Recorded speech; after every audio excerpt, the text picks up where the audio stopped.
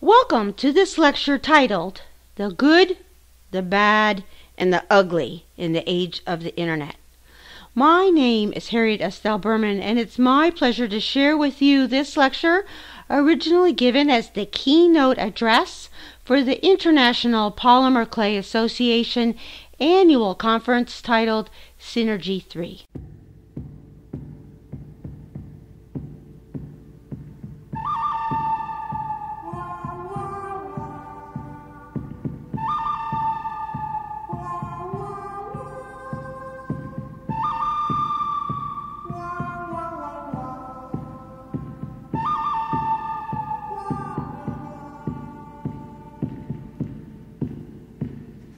How many of you remember this music?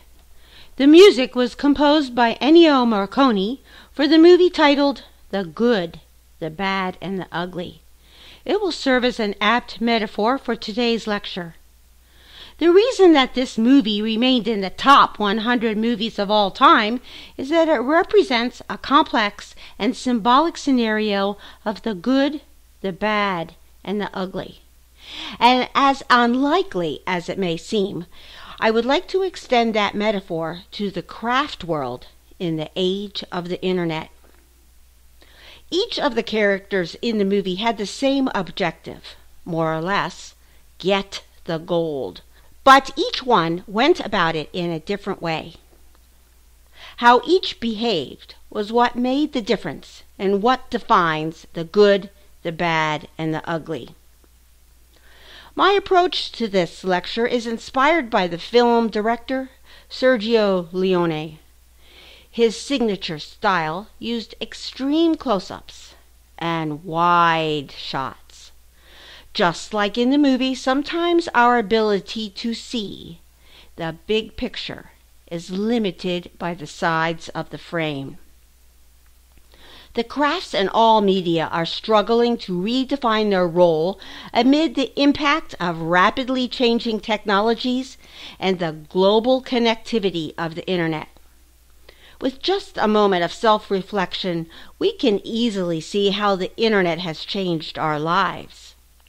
But looking forward into the future, the Internet is on the cusp of more radical changes that will either be good, bad, or ugly for all of us in the world of crafts.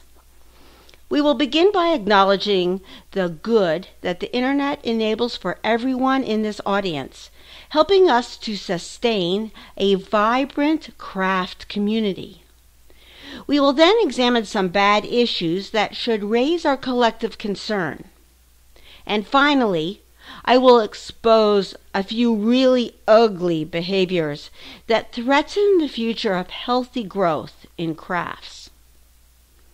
Let me set the scene for how dramatically the arts and crafts community has changed.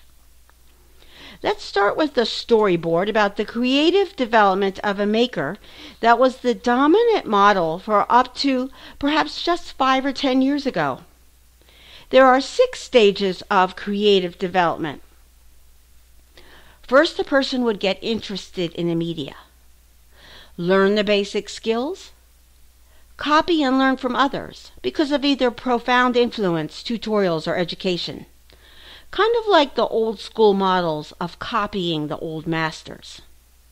After some practice, the artist-maker sees how to combine their various skills, techniques, and design influences. Next is the arc of the story. The practice, experimentation, failure, and overcoming challenges. Yes, failure is part of the process, because a maker cannot advance to success without risking failure. It takes dedicated effort and the experience of failure to gain your own knowledge and create something truly novel and innovative. This process is key in developing a signature style, technique, or artistic expression. We're looking for the distinctive artistic voice. The first law of screenwriting in a great movie is that the hero is transformed during the arc of the story. That is, by the way, the goal of a great conference as well. In the traditional model, it was at this point that the artists and makers would try to pass through the filter of galleries, curators, stores, craft shows, and a few publications. The maker hoped to gain visibility and find a market for their work. If all goes well, the final level of achievement is exposure, recognition, and reaching the marketplace. This was the pinnacle for the creative development of the maker. And all this was necessary until the recent past, and the only way really to find exposure to a wider audience outside of your studio. The odds were not in the maker's favor. It was definitely a survival of the fittest, requiring toughness and commitment. Throughout the history of human civilization, this process, with 6 stages of creative development, has been the dominant model for scientists, musicians, engineers, along with artists and makers. Get interested, learn the basic skills, copy, practice, and learn from others, combine various skills, techniques, and design influences, development of a singular style or technique, the distinctive artistic voice, ultimately reaching the marketplace, and that was the model until very recently, until the internet. The internet has radically impacted this model of creative development. The beginning is the same. First, get interested in a media, learn the basic skills. But even at the basic skill level, some critical factors have changed. Along with the internet, there is an abundance of workshops and a profusion of beautiful full-color books with lots of ideas. So even at the formative stages, there is an abundance of resources to help the maker find more ideas, more tutorials, more workshops.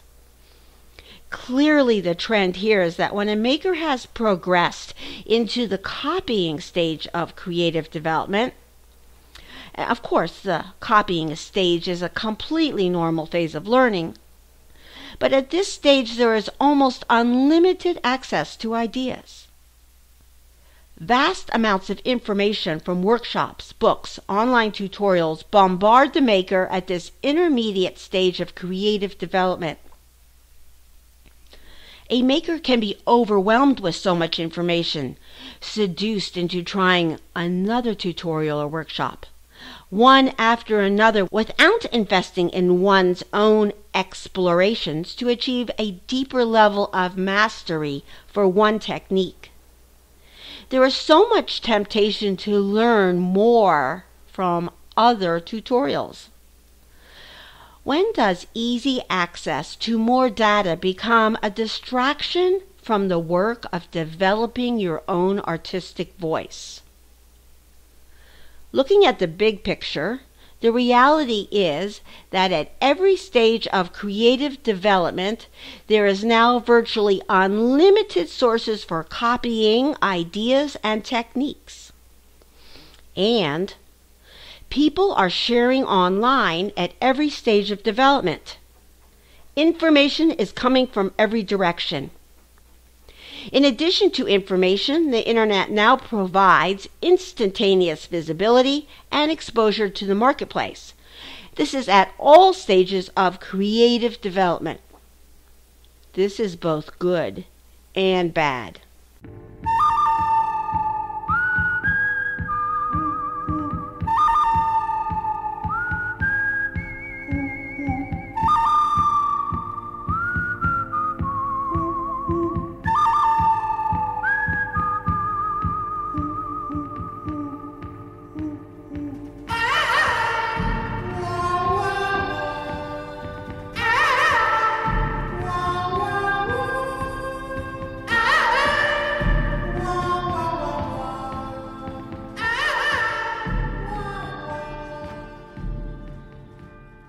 The movie is so great because it is a morality play, yet the characterizations of the good, the bad, and the ugly are all so complex.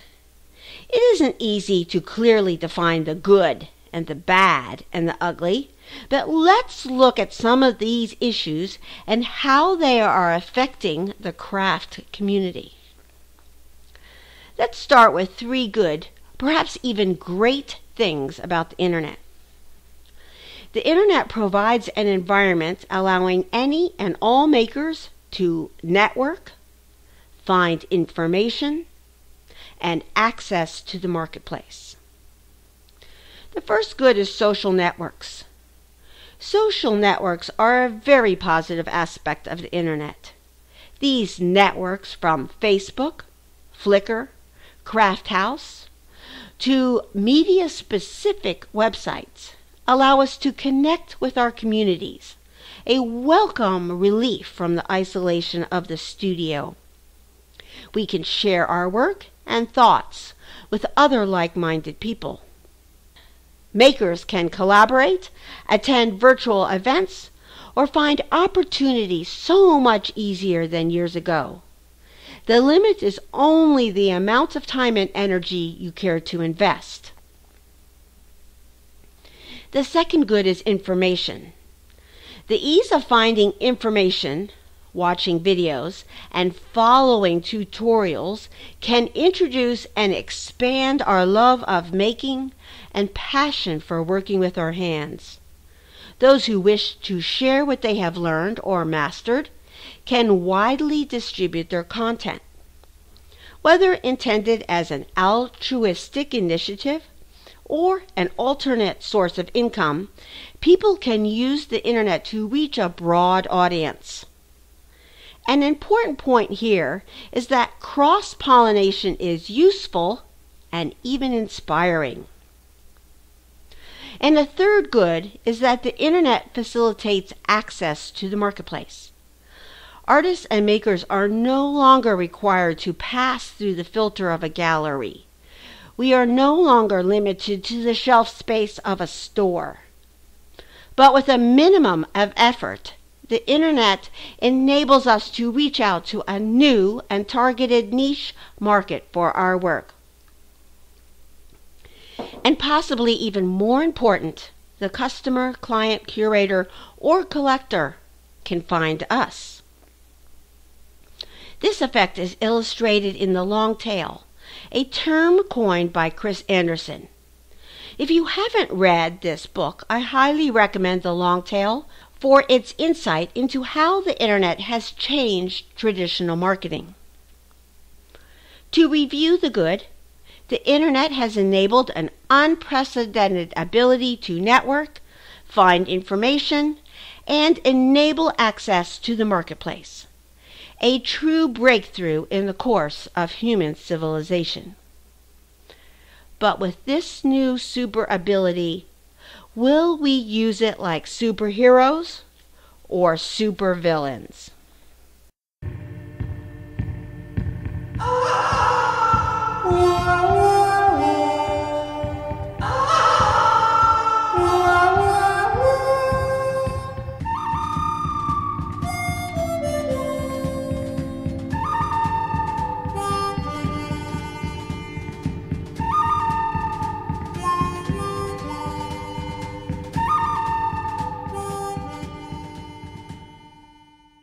This leads us to the bad aspects of the craft world in the Internet age.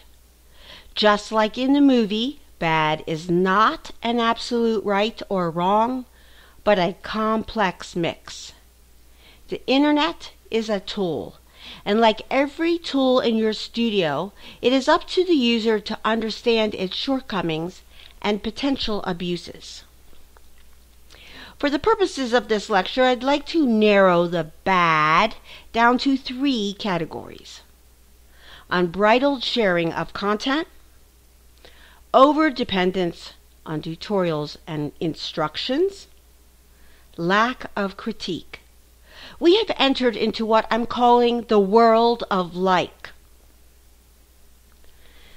The Internet enables unbridled sharing of content without limits. The Internet does not apply ethics or integrity. Removed from the tradition of classroom education, or an acknowledged voice of authority, there seems to be no one advocating for the ethics, integrity, or nuanced values of a community. Online tutorials and workshops transfer knowledge superbly, but they rarely discuss the appropriate limits of using this wealth of knowledge. How can emerging artists learn and know the ethics and professional integrity regarding limiting copied, duplicated, and non-original content?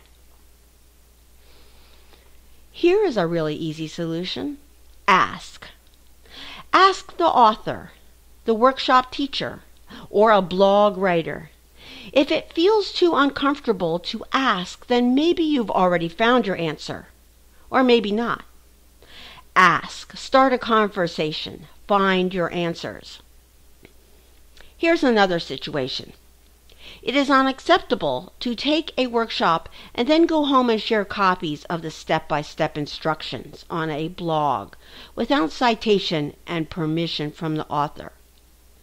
If you are particularly enthusiastic about a workshop, a more appropriate behavior would be to review, evaluate, and endorse the workshop on your blog and post a link to the workshop's homepage. By citing and linking to the original workshop, you have honored the value of the original author, and in addition, you have created your own content. How can we as a community say that there are appropriate limits to sharing information? This is a subject that merits lengthy discussion. My concern today is that in the internet environment, there is practically zero discussion on the topic, and consequently, an apparent acceptance that anything goes, no limits whatsoever. The second bad about craft in the age of the internet is an overabundance on tutorials. This phenomenon is not limited to the internet content, but also includes workshops and books. An excessive reliance on tutorials both online and in print seems to have distracted many makers from finding their own artistic voices. While most authors and teachers intend their tutorials and workshops to be inspiring for developing your own ideas, all too often participants blissfully continue to follow the instructions without further innovation. In effect, they fall into the trap of a paint-by-numbers world. And by the way, I painted these paint-by-numbers myself, maybe a long time ago, but not that long ago. Even workshops of 2 days to 2 weeks are pressed to provide lessons that result in finished projects. Why not learn an approach or concept that is not finished, but expects the attendees to go home and extend their own experimentation? The diversity of information that is now available through the internet, tutorials, books, and workshops allows people to quickly learn the basics of many skill sets. However, by playing it safe with recipes that offer predictable results, the danger is that personal growth, uniqueness, and innovation may be suffocated. You can see this star on the screen, and you saw it earlier in the lecture. I had my daughter draw this star specifically for the lecture, and then I scanned it in to make an image for the PowerPoint, and then I handed it back and I said, I want you to draw it again. And she drew it again, and we scanned it, and then I made another image, and I said, I want you to draw it again. And by the third time, she was really getting attached to the image, and she says, if I draw on it some more, it's going to be ruined. But I said it didn't matter because I had scanned it in, and now it was time to try one more time just to see what happens. And it was at this point, on the fourth star, that she was so in love with the image that she didn't want to stop. And that's exactly the point here. If you're taking your work past the comfort zone to the point that you risk failure, this is when you discover new ideas. This is when you may discover your artistic voice. And by the way, all the drawings here were original for this lecture. The problem with tutorials is that they largely eliminate risk and failure. By taking risks and experiencing failure, this is essential to developing a distinctive style or artistic voice. Michael Jordan, one of the best NBA players of all time, credits his attitude about failure as a critical factor behind his enormous success. He missed more than 9,000 shots in his career, and they actually keep statistics on this. And on 26 occasions, with only seconds remaining in the game, his teammates entrusted him to take the final shot, the winning shot, and he missed. But the critical issue here is that he understood that risking failure was also why he was so successful. In the age of the internet, we need to encourage people to move beyond the tutorials and invent their own techniques and develop their own artistic voice. We have forgotten to teach that craft, a word that used to mean skill, also takes a great deal of practice and failed attempts. In her book, Mindset, The New Psychology of Success, Carol Dweck describes the growth mindset and the fixed mindset and how this affects creativity. She also describes the problem with tutorials, saying, and I quote, "The tutorial gives you a fixed idea of a goal, a fixed idea of perfection, and that accomplishment becomes an objective." End quote. The effort that it takes to develop a skill, a craft, a singular voice is reinforced by many other books on the topics, including Talent is Overrated by Geoffrey Colvin and Outliers by Malcolm Gladwell. Both repeat a mantra about how it takes 10,000 hours to find your mastery. Where is this stressed as an ingredient in the craft community? In the book Risky is the New Safe, Randy Gage offers a refreshing point of view. He says, and I quote, "The safe route always leads to mediocrity, and that is the real risk. They, and artists and makers, this could be you, they know that unconventional approaches, contrarian thinking, and innovation, which sometimes means tipping things upside down and sometimes beginning with a blank canvas, this is where the real magic is." End quote. The third bad of the craft world in the age of the internet is the lack of effective critique online. We, and I mean the entire arts and craft community, have entered into what I'm calling the world of like. Within the social networks, we have almost no practice or precedent for in-depth feedback or critical evaluation. In contrast to an academic instructor or mentor, the internet, with its thumbs up or thumbs down like button, doesn't provide nuanced and constructive critique. One could consider this unfortunate. I consider it bad. We have become a culture of like. This opinion is not mine alone. I am starting to hear this echoed on the internet, just without action. April Winchell, author of the site Regretsy, wrote extensively about the online selling site Etsy. In a recent interview on wired.co.uk, she comments about this, and I quote, "Knee-jerk response to lavish praise on anything made by hand. On Etsy, everyone is as good at everything as everyone else. Nothing is special because everything is." End quote. The same relentless positivity exists on Facebook as well. How often have you received honest and constructive comments online? For me, not often enough. My challenge to you is to ask for and give honest, in-depth, and well-intended feedback. Here's another quote from Randy Gage in his book, Risky is the New Safe.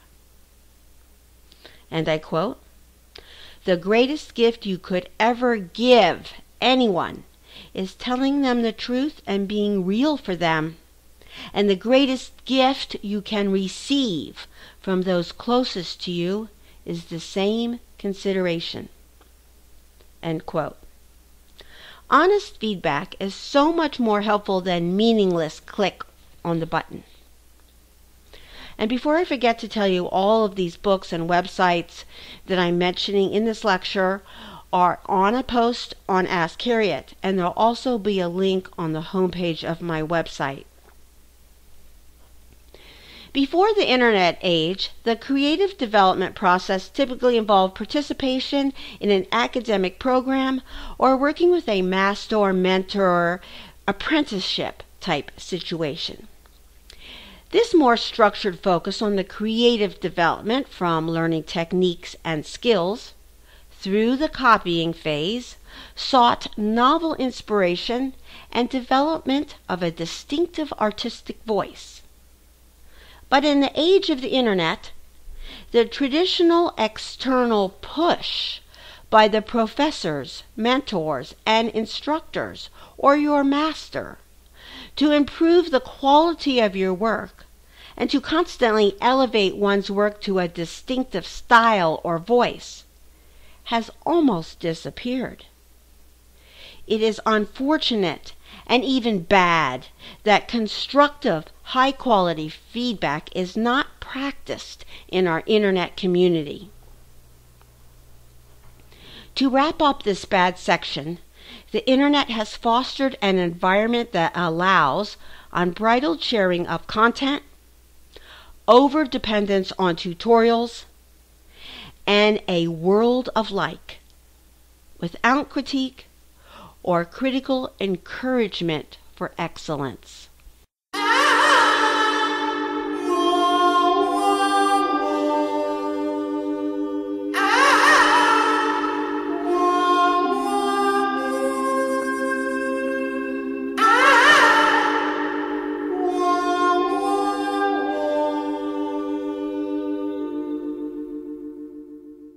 And now for the ugly. The ugly is hard to talk about. It starts with copying. Ugly is distributing or selling copied work. The copying and distribution of either the artwork or instructional materials is both unethical and illegal.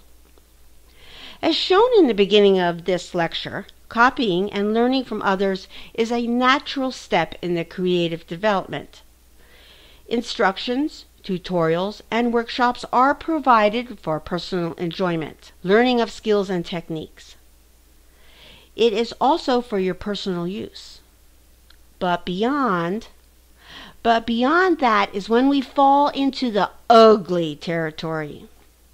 We will now move to real-life examples of the ugly impact and offer some recommendations. For example, most books specify that all rights reserved, no part of this publication may be produced or used in any form or by means graphic, electronic, or mechanical, including photocopying, recording, taping, or information storage and retrieval systems without written permission from the publisher. But I'm wondering, why is this warning in the small print? Do you ever even read that page? It's as difficult to read as this slide. This is the time when the discussion needs to be clear and specific. And it isn't in the small print. It should be raised throughout the text in a book with explanations, Or if it's a workshop, it should be part of the workshop discussion. Here's another example. How about the share button on Facebook? Or pin interest, where you are expected to share images and information. However, if the shared content doesn't contain a link to the original source and clear attribution, this is ugly. Here are two more ugly examples. How about when a person scans the entire contents of a published book and then distributes the PDF copies for free to anyone who will like their Facebook page? This is a really ugly example, but I heard about it only a month ago. And here's another example. And in both of these, I'm keeping the names of both the innocent and the guilty concealed. But it doesn't diminish the importance of these issues. One time someone found the critique group guidelines that I had written. He thought the critique group guidelines were really useful and decided to publish it on a craft website, but with his name attached as the author.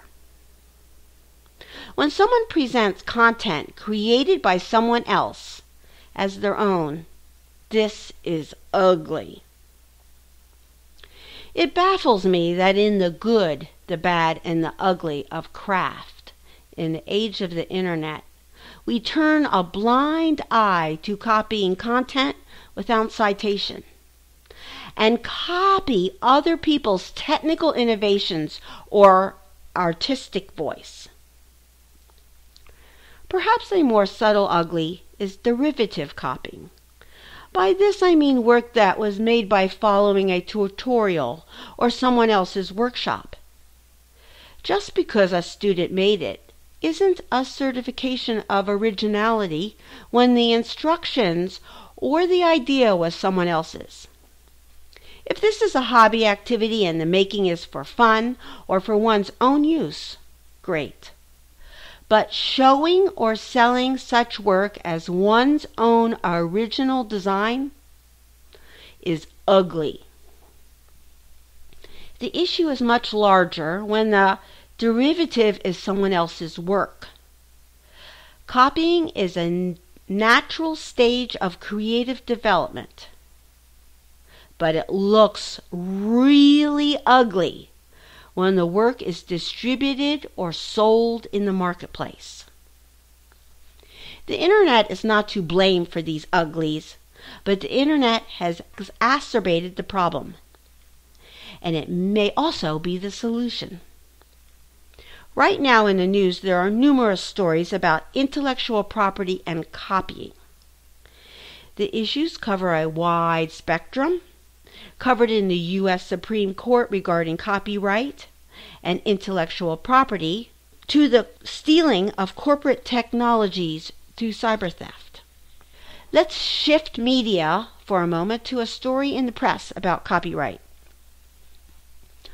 Are you familiar with the book Imagine How Creativity Works by Jonah Lehrer? It was a hot bestseller up to a few months ago. My daughter and I read the book, and for several months we were so inspired we were considering it our creativity Bible.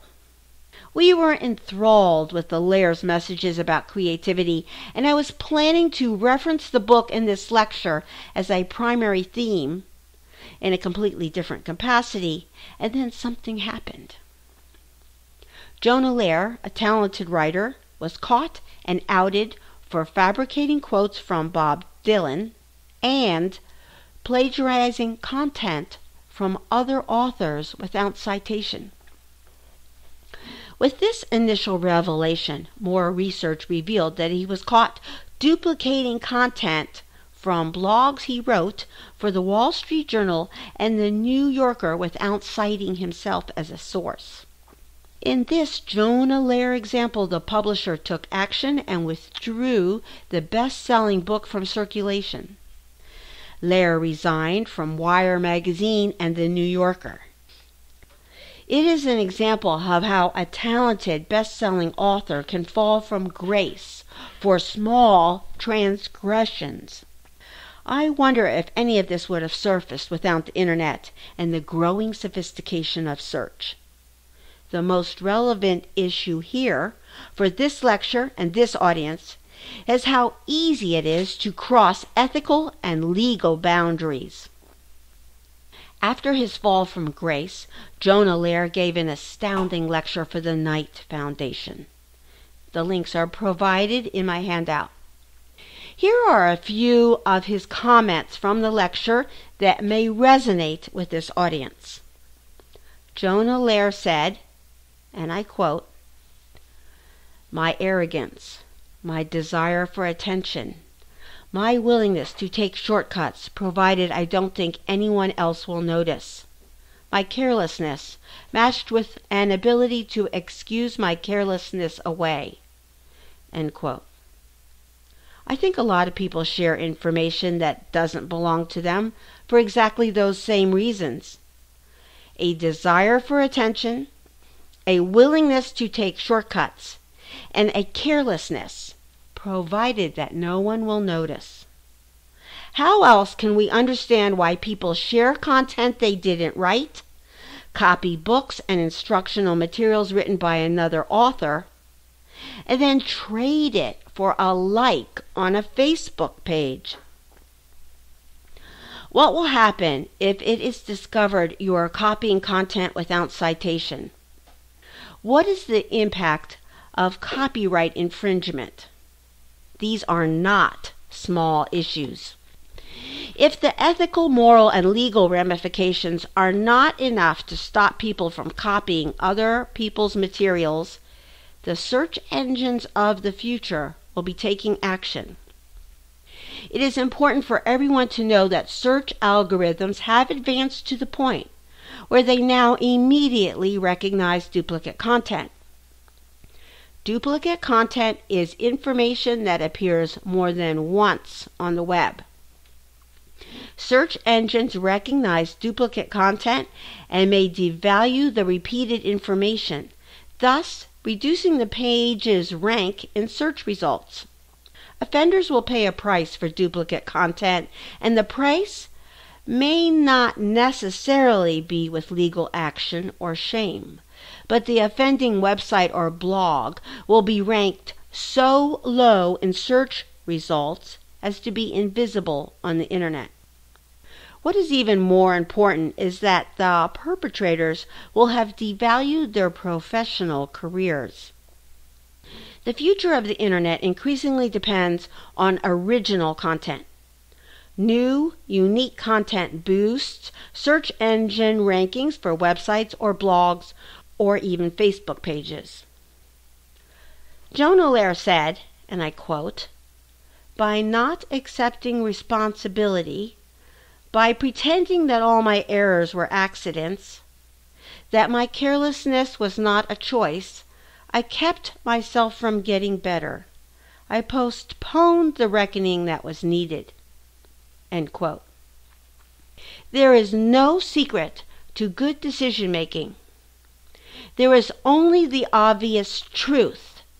We either confront our mistakes and gain a little wisdom, or we don't and remain a fool.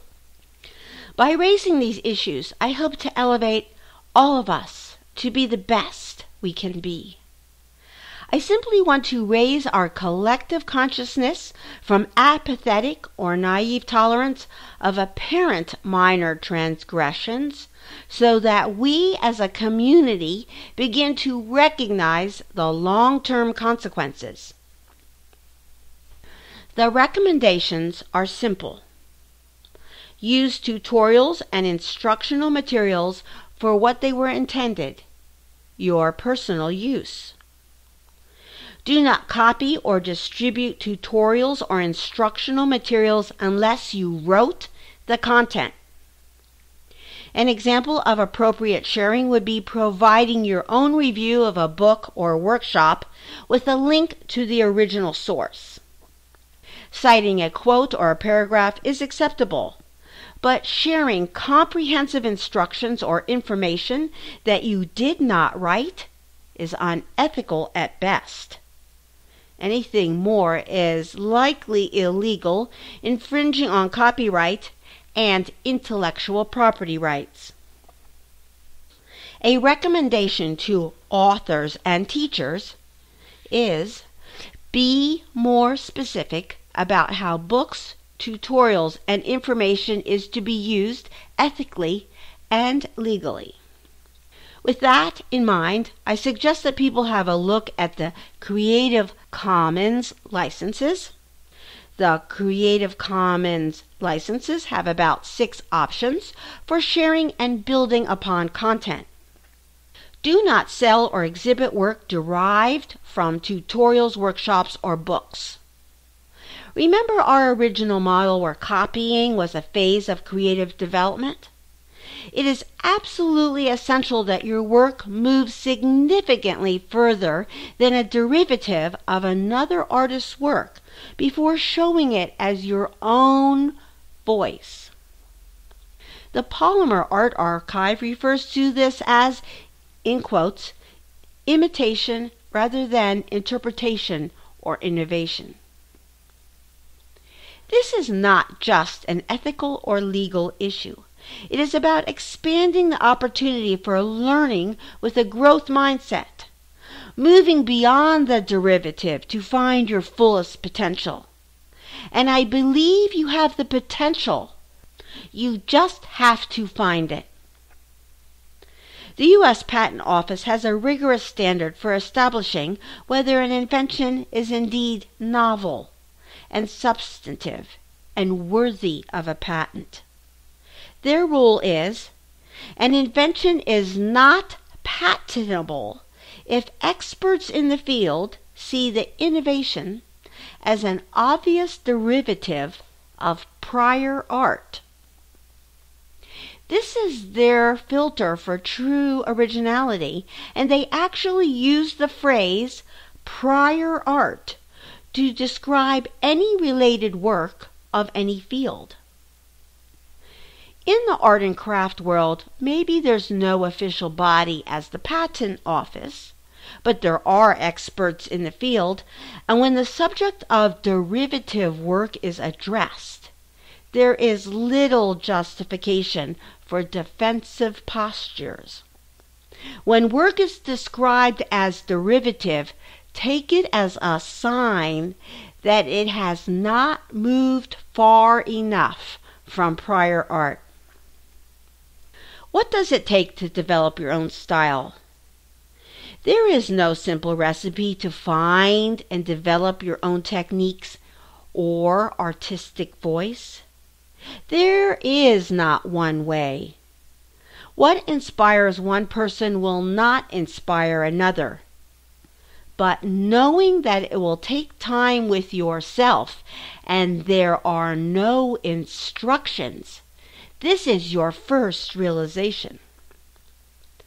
I want to be supportive and aware of the challenge it is to advance beyond a paint-by-numbers tutorial to producing one's own unique style and artistic voice. But this is what needs to be done. The challenge is to reach out and achieve to higher standards. A person can have a growth mindset, but so can a community. The growth mindset, as mentioned in Carol Dweck's book, is to rise above blame, understand the problems, and try to fix it together. This is not magic. The possibility is that we could place blame or move in another direction, confronting the situation, explore the possibilities, and make informed decisions. Skills and achievement come through commitment and effort. It is also about enjoying the journey. I know that is easier said than done, but do not settle for anything less than your fullest potential. The solution can't come from me alone, or a committee, or even one organization. The solution is everyone in our community. The power lies in the craft community to create an expectation or social mores for ethical, moral, and legal behavior. The solution is that we need to eliminate the ugly, reduce the bad, and increase the good for the craft world as it meets the age of the internet.